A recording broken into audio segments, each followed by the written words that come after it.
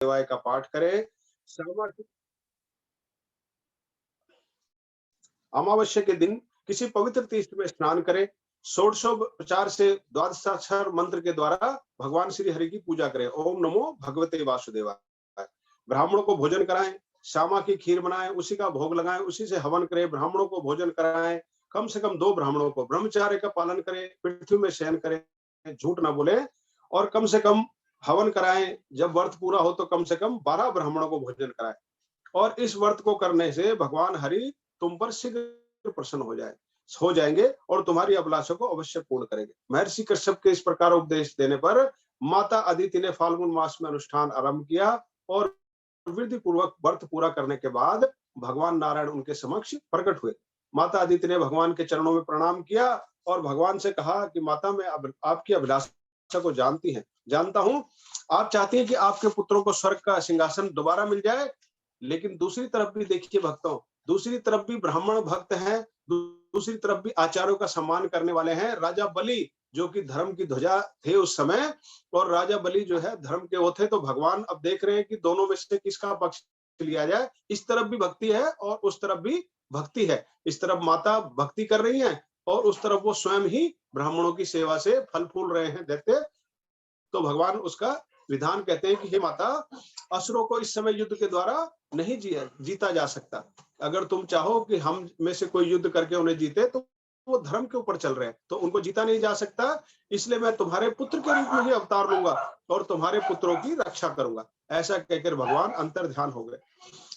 भाद्रपद मास की शुक्ल पक्ष की द्वादशी तिथि को अभिजीत मुहूर्त में माता अदिति गर्भ से वामन भगवान ने अवतार लिया। बोलिए मानव वामन भगवान की जय।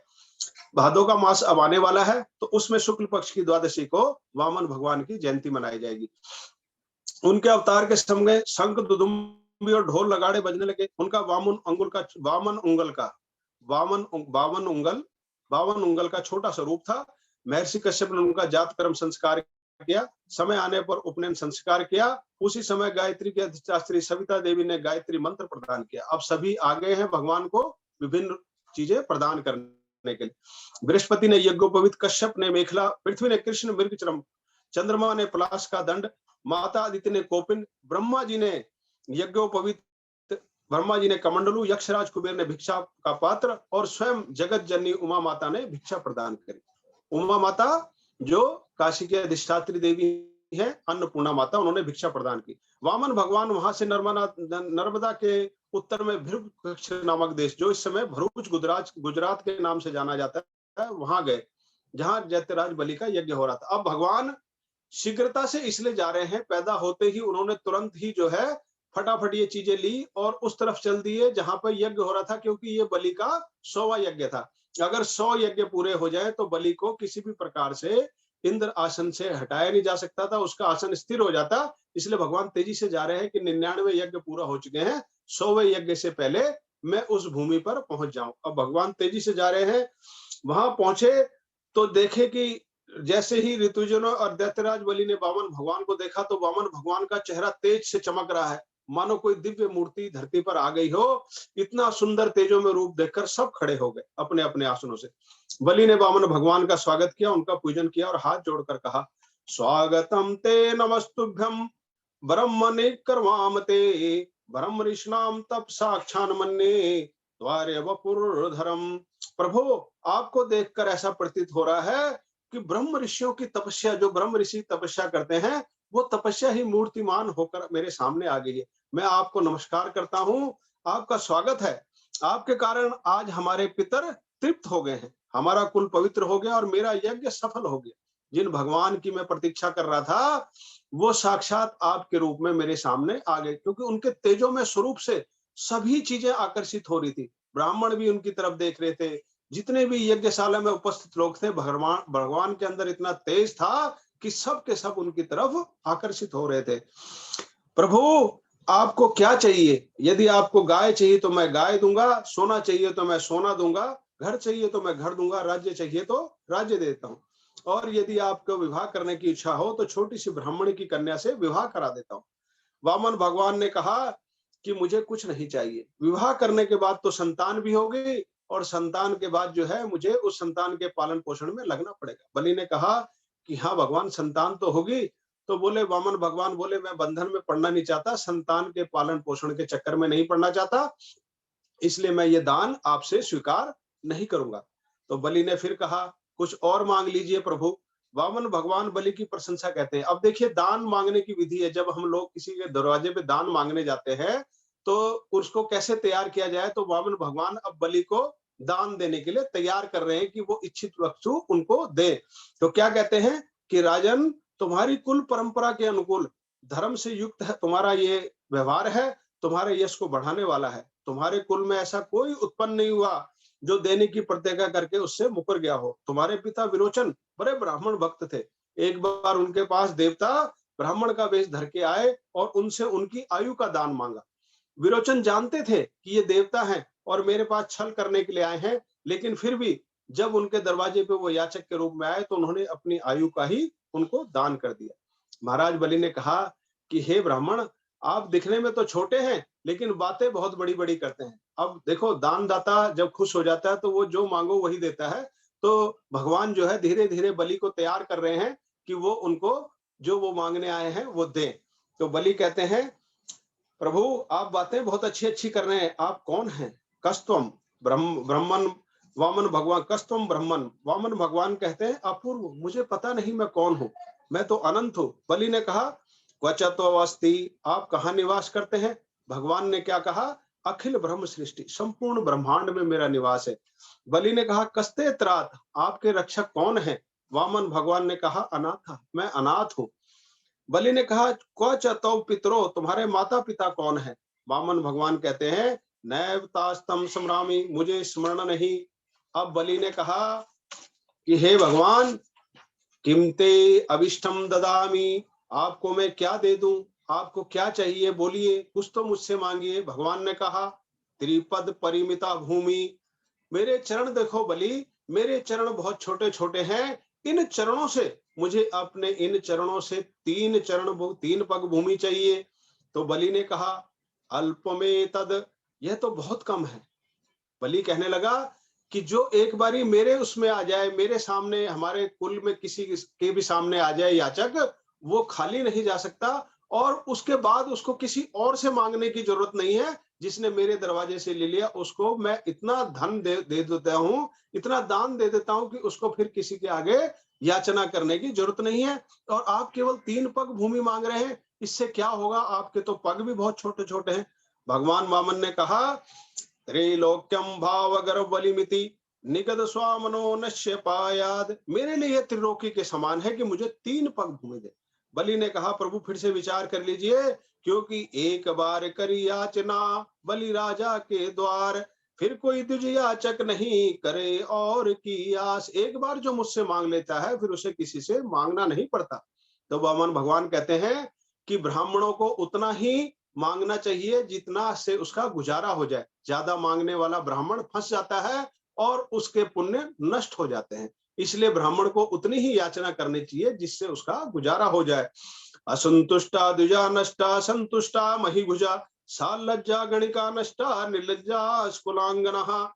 असंतोषी ब्राह्मण का नाश हो जाता है, वामन भगवान समझा रहे हैं। और बलि, धन का उतना ही संग्रह करना चाहिए जितने की आवश्यकता हो। मुझे तो केवल 3 पग भूमि दे दो और मुझे इसके अलावा कुछ नहीं कहना है।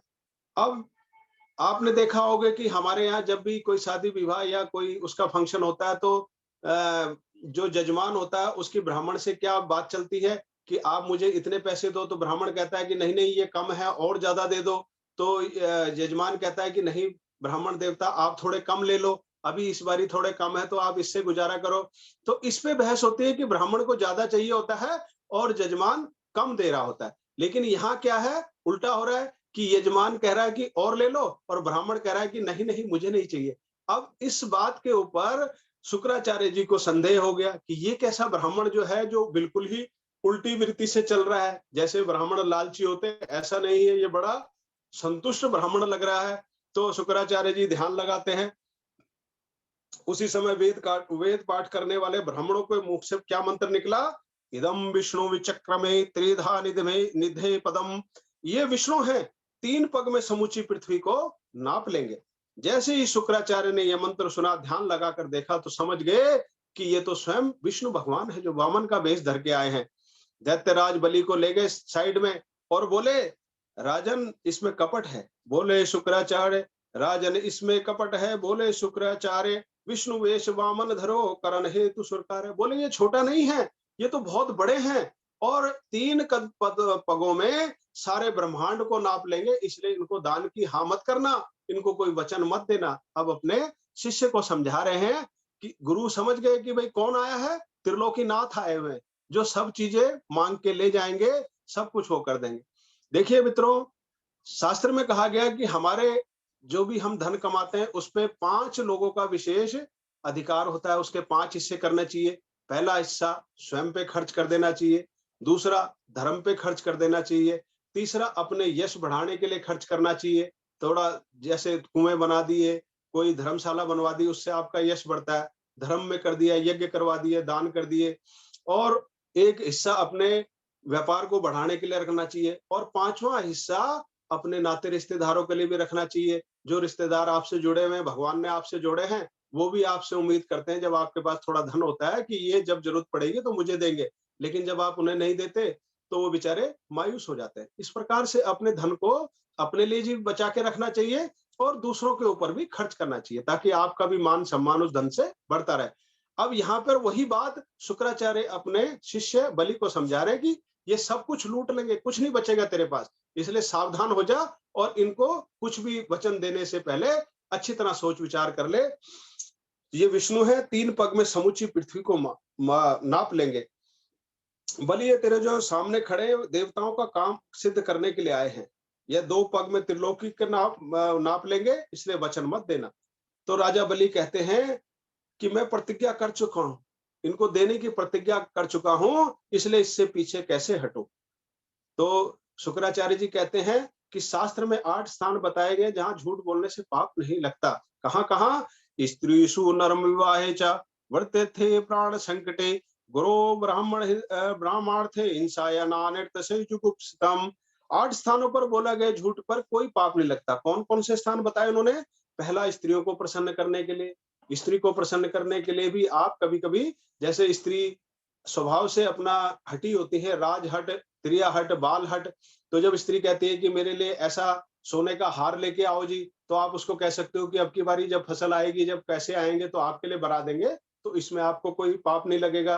दूसरा, हास प्रयास में आप किसी के साथ मजाक कर रहे हैं तो वहां भी आप हल्का फुल्का झूठ बोल सकते हैं। तीसरा, विवाह में कन्या आदि की प्रशंसा करने के लिए कि मेरी पुत्री इतनी गुणवती है, इसमें भी आप थोड़ा बहुत बोल सकते हैं। चौथा, अपने आजीविका की रक्षा के लिए, जब आपकी आजीविका पे, कमाई पे संकट आ जाए तब भी हल्का फुल्का आप उसमें झूठ का सहारा ले सकते हैं। पांचवा, अपने प्राण का संकट उपस्थित हो जाने पर। छठा, गाय की रक्षा के लिए। और सातवां, ब्राह्मण की रक्षा के लिए। और आठवां, किसी को मृत्यु से बचाने के लिए। तो इस प्रकार आपका इस झूठ का पाप नहीं लगेगा। इस प्रकार से शुक्राचार्य जी ने राजा बलि को समझाया, लेकिन राजा बलि ने कहा, गुरुदेव सब बातें ठीक है, लेकिन आपने ही मुझे शुरू से सिखाया कि सत्य का पालन करो, सत्य धर्म पे रहो, परंतु न है सत्यात परो धर्म इति होवाच भूरियम सर्वसोडुमलम मनते रितेलिकम परमानरहम। असत्य से बड़ा कोई धर्म नहीं है गुरुदेव, असत्य से बड़ा कोई अधर्म नहीं है। पृथ्वी सब कुछ सह सकती है, किंतु झूठे व्यक्ति का भार नहीं सह सकती। यही आपने मुझे सिखाया है। सत्य धर्म सम धर्म नहीं, नहीं असत्य सम पाप। सत्य से बड़ा कोई धर्म नहीं और असत्य से बड़ा कोई पाप नहीं है। नहीं असत्य सम पातक पुंजा।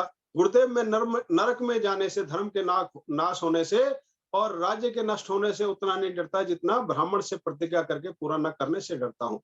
गुरुदेव, जिन भगवान नारायण की यज्ञ द्वारा आप आराधना करते हैं और जगत के पालन करने वाले हैं, यदि वो मेरे द्वार पर आए भी हुए हैं, मैं आपकी बात को सत्य मानता हूं कि ये भगवान है।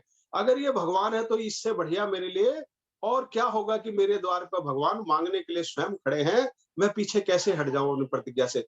अब गुरुदेव जो है बड़े गुस्से हो गए। गुरुदेव तो गुरु है, वो शिष्य का हाथ पकड़कर गोविंद के हाथ में दे दे। गुरु वह नहीं जो कहे कि आए हुए गोविंद को भगा दो।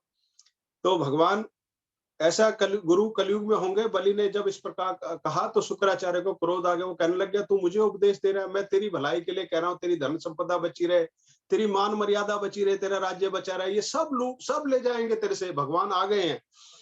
तो क्या कहते हैं उसको, दृढ़म पंडितम मानेज्ञ स्तब्धो शम दुपेक्षया मच्छासनादिगदो यशत्वमिरचिराद वश्य श्रेया। बलि यदि तू अपने आप को बड़ा पंडित मान रहा है, पंडित जैसा उपदेश कर रहा है, मेरी आज्ञा की उपेक्षा कर रहा है, इससे मैं तुझे श्राप देता हूँ। गुरु श्राप दे रहे हैं, क्या दे रहे हैं, शीघ्र ही तू अपने ऐश्वर्य से हाथ धो बैठेगा। गुरुदेव के इस प्रकार श्राप देने पर भी बलि अपनी प्रतिज्ञा से नहीं डिगे और बलि अपने धर्म पर टिके रहे। उन्होंने अपनी पत्नी से स्वर्ण के पात्र में जल मंगवाया, वामन भगवान के पांव को धोया, पाद प्रक्षालन किया और हाथ में संकल्प लेने के लिए जल उठाने के लिए जैसे ही उन्होंने उस पात्र को टेढ़ा किया तो शुक्राचार्य जी सूक्ष्म रूप से उस पात्र की नली में जाके बैठ गए।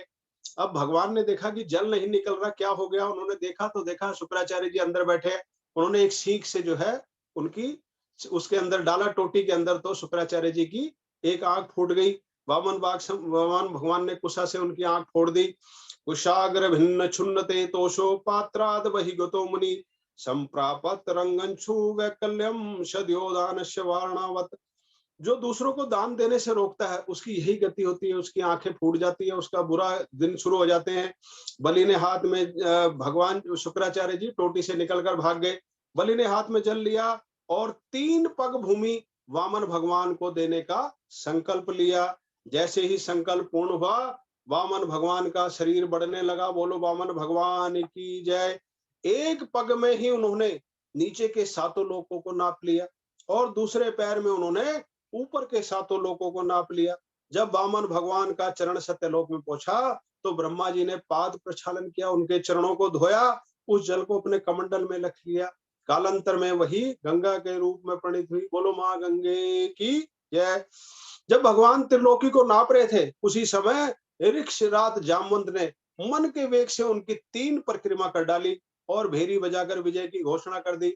वामन भगवान ने बलि से कहा कि हे बलि, मैंने 2 पग में ही समस्त त्रिलोकी को नाप लिया है, अब अपना वचन पूरा करो। मेरा तीसरा पग अभी बाकी है, शेष है, बताओ मैं तीसरे पग को कहाँ रखूं।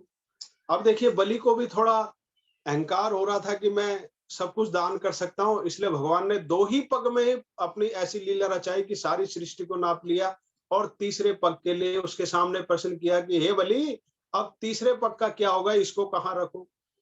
तुम अपनी प्रतिज्ञा को पूर्ण नहीं कर पाओगे तो तुम्हें नरक में जाना पड़ेगा। बलि ने कहा, प्रभु आपने संपत्ति को तो ले लिया, लेकिन संपत्ति के स्वामी आपका ये दास अभी यहीं पर है। आप ये तीसरा पैर जो है मेरे सिर पे रख दो।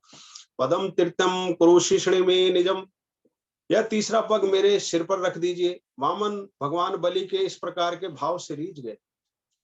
अब देखिए, जो भगवान को आत्मनिवेदन, जो नवधा भक्ति है, उसमें जो अंतिम भक्ति है, श्रवणम कीर्तनम मननम कीर्तनम संकीर्तनम अर्चनम वंदनम शक्य निवेदनम, इस प्रकार से जो 9 प्रकार की भक्तियां शास्त्र में कही हैं, उसमें से अंतिम जो भक्ति है वो है आत्मनिवेदन। तो बलि ने अब आत्मनिवेदन कर दिया कि हे भगवान, मेरे सिर पर ही अपने आप को ही चढ़ा दिया, मेरे सिर पे आप अपना पैर रखिए।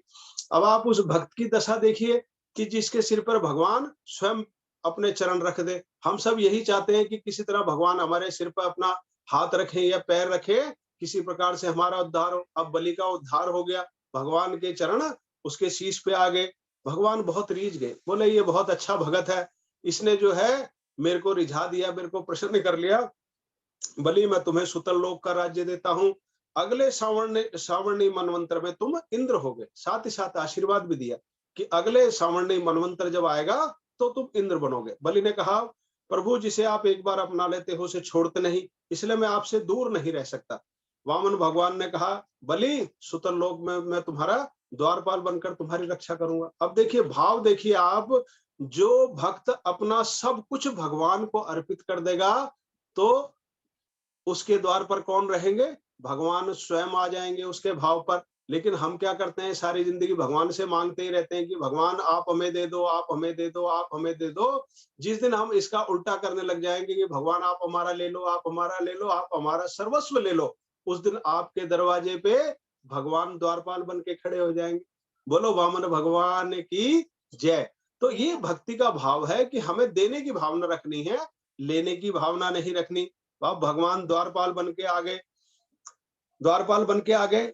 इसमें भी एक छोटा सा प्रसंग है। जब भगवान द्वारपाल बन के आ गए तो माता लक्ष्मी को बड़ी परेशानी हुई। उन्होंने देखा कि भगवान तो आ ही नहीं रहे घर पे, वो तो जाके वहीं सुतन लोक में चले गए हैं। तो नारद ऋषि से बातचीत हुई। नारद ऋषि ने माता को उपाय बताया कि आप जाओ, बलि की कोई बहन नहीं है, उनकी बहन बनकर रहो वहां पर। तो बलि से किसी दिन वो मांग लेना भगवान को वापस, क्योंकि बलि बहुत दानी है। अब माता लक्ष्मी वहां जाकर बलि को अपना भाई बनाकर रहने लगी। और जब रक्षाबंधन का त्योहार आया, उन्होंने राखी बांधी, तो बलि ने प्रसन्न होकर कहा कि आप मेरी बहन हो, मांगिए मेरे से क्या वरदान मांगती हैं।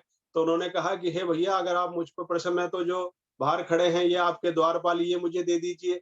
तो बलि ने कहा कि भाई आप इनको क्यों चाहती हैं? बोले यही मेरे स्वामी हैं, मैं लक्ष्मी हूँ। अपने पूर्ण रूप में वहां पे आई माता लक्ष्मी।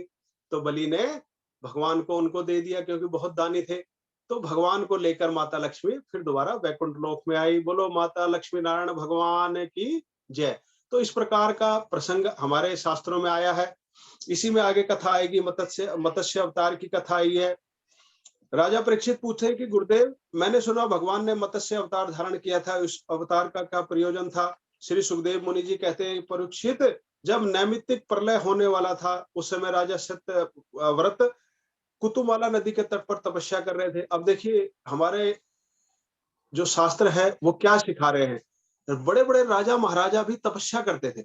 वो सारी जिंदगी भोग विलास में नहीं डूबे रहते थे कि सारी जिंदगी राज सुख में डूबे हुए, बल्कि अपने अंतिम समय में और शुरू के समय में वो तपस्या करने जरूर जाते थे। आज सारी बातें हो रही है, समाज के अंदर सब कुछ ठीक ठाक हो रहा है, लेकिन लोग तप को भूलते जा रहे हैं। तो मेरे मित्रों, मेरे भाइयों, मेरी बहनों, तपस्या अवश्य करो, भगवान का नाम अवश्य लो। तो ये राजा सत्यव्रत उस समय कुतुबाला नदी के तट पर तपस्या कर रहे थे। एक दिन वो सूर्य को अर्घ दे रहे थे। उस समय उनकी अंजलि में जब उन्होंने जल उठाया तो एक छोटी सी मछली आ गई। जैसी वो मछली को जल में छोड़ने लगी, मछली बोल उठी कि महाराज, इस जलाशय में बड़े बड़े जीव जंतु हैं, वो मुझे खा जाएंगे, आप मेरी रक्षा कीजिए। मछली ने जब इस प्रकार कहा तो राजा सत्यव्रत ने उसे अपने कमंडल के जल में रख लिया और आश्रम में ले आए। कुछ ही क्षणों में वो मछली इतनी बड़ी हो गई कि कमंडल का जल कम पड़ गया। राजा सत्यव्रत ने उसे मटके में रख दिया, लेकिन मटके का भी जल कम पड़ गया। फिर उसको जलाशय में रखा, किंतु मछली अपना आकार बढ़ाती जा रही है। जलाशय भी कम पड़ गया, तो उन्होंने उसे नदी में रखा। नदी में भी कम पड़ गया, तो उसे समुद्र के जल में वो पुनः डालने लगे। तो मछली बोल उठी कि महाराज, समुद्र में बड़े बड़े मत्स्य है, वो मुझे निकल जाएंगे, इसलिए आप मुझे मत छोड़ो। राजा सत्यव्रत ने कहा कि प्रभु, अपनी माया से मोहित करने वाले आप कौन हैं? मुझे जो आप मोहित कर रहे हैं, क्योंकि कोई साधारण मछली इस प्रकार से दिनों दिन इतना आकार नहीं बढ़ा सकती। आप अवश्य कोई अवतारी हैं, मुझे आप दर्शन दीजिए। मैंने आज तक कोई ऐसा जलचर जीव नहीं देखा जो इतनी जल्दी इतना बड़ा रूप धारण कर ले। मैं आपको प्रणाम करता हूँ। अब भगवान समझ गए कि ये लीला समझ गए हैं, तो भगवान नारायण उसके सामने प्रकट हुए, राजा सत्यव्रत के सामने, और बोले, राजन, आज से 7वें दिन समस्त समुद्र पृथ्वी को डुबो देगा, महाप्रलय आएगी। उस दिन एक नौका आएगी, उस नौका में तुम समस्त धान्य औषधियों के बीज लेकर बैठ जाना। सप्त ऋषि भी तुम्हारे साथ होंगे। उस दिन जब तक ब्रह्मा की रात्रि रहेगी, प्रलय काल के जल में मैं तुम्हें खींचता रहूंगा, मैं भी वहीं आ जाऊंगा। ऐसा कहकर भगवान श्री हरि अंतर्ध्यान हो गए। ठीक 7वें दिन समुद्र ने अपनी मर्यादा का उल्लंघन किया, पृथ्वी को डुबोने लगा। देखिए, 7 तरफ से पृथ्वी को समुद्र ने घेर रखा है। सात सात तरफ से 7 हिस्से, चारों तरफ से समुद्र ने घेर रखा है। अगर समुद्र अपनी मर्यादा को छोड़ दे तो हम सब उसी क्षण, तत्क्षण पृथ्वी जल में डूब जाएंगे, जल प्रलय हो जाएगी। ऐसी ही जल प्रलय का जिक्र इसमें है कि 7वें दिन समुद्र ने अपनी मर्यादा को छोड़ दिया। श्री भगवान मूसलाधार बारिश होने लगी, पृथ्वी डूबने लगी। उसी समय राजा सत्यव्रत के पास एक नौका आई, उसमें सप्तऋषि बैठे हुए थे। वो सभी धान्य औषधियों के बीज लेकर उसमें बैठ गए। उसी समय भगवान मत्स्य भी वहां प्रकट हो गए और उस नाव को खींचने लगे। बोलो मत्स्य भगवान की जय। राजा सत्यव्रत ने मत्स्य भगवान से जो प्रश्न पूछे वो मत्स्य पुराण में प्रचलित है। जब तक प्रलयकालीन जल रहा तब तक भगवान नौका को खींचते रहे। बोलिए भक्त वत्सल भगवान की जय, बोलिए वामन भगवान की जय, बोलो मत्स्य भगवान की जय। श्रीमन नारायण नारायण नारायण, भजमन नारायण नारायण नारायण, जय जय नारायण नारायण नारायण, बोलो नारायण नारायण नारायण, श्रीमन नारायण नारायण नारायण, गुरुवर नारायण नारायण नारायण, जय जय नारायण नारायण नारायण, बोलो भक्त वत्सल भगवान की जय। जय गुरुदेव महाराज की जय। जी बहुत गुरुदेव। सुंदर। अभी वक्तव्य चल रहा था हमारे सुरेश चंद्र जी का, बहुत ही अद्भुत कथा इन्होंने कहा। हालांकि अभी बहुत दिनों तक ये अभी अपने गए थे जन्मभूमि को, तो कई दिनों तक इनका वक्तव्य नहीं हो पाया। हालांकि जब भी वक्तव्य करते हैं तो ही सुंदर वक्तव्य करते हैं कि सुनने लग जाओ तो आनंद ही आनंद आता रहता है। आ, अभी वामन चरित्र इन्होंने बहुत ही अद्भुतता के साथ प्रस्तुत किया। उसके बाद मत्स्य अवतार का भी कथा बहुत सुंदर से इन्होंने बोला, और साथ में इनका जो ध्येय रहता है और विशेष समझाने का होता है कि साथ में भक्ति अति आवश्यक है। तो वैसे ही आपने ध्यान दिया होगा कि कीर्तन जरूर अवश्य करते हैं, है ना?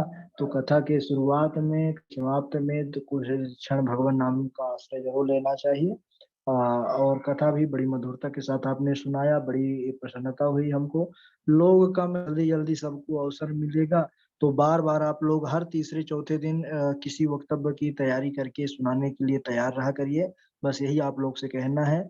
आज सुरेश चंद्र जी का वक्तव्य सुन करके बड़ी प्रसन्नता हुई। बहुत बहुत साधुवाद इनको। भगवत कृपा हमेशा इनके ऊपर बनी रहे और खूब उत्तरोत्तर यह भागवत के प्रसंगों पर, ज्ञान की वृद्धि में हो इनके प्रसंगों पर, और साथ ही साथ भक्ति का वर्धन हो। बहुत बढ़िया।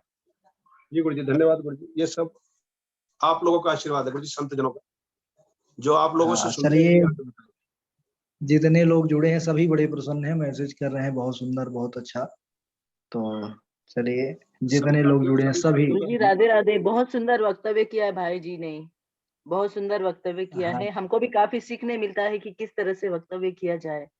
भाई जी बहुत बहुत बधाई बिल्कुल हो, बिल्कुल। बहुत सुंदर, अति सुंदर वक्तव्य किया है। जी बहनी धन्यवाद। मैं सिर्फ, मेरा सेवा सबसे ये निवेदन रहता है कि इस पावन भागवत जी को हम जब बोले तो भक्ति का प्रचार प्रसार अवश्य करें, क्योंकि इसका उद्देश्य भक्ति ही होना चाहिए। इसके अलावा अन्य कोई उद्देश्य मुझे समझ में नहीं आता इसका।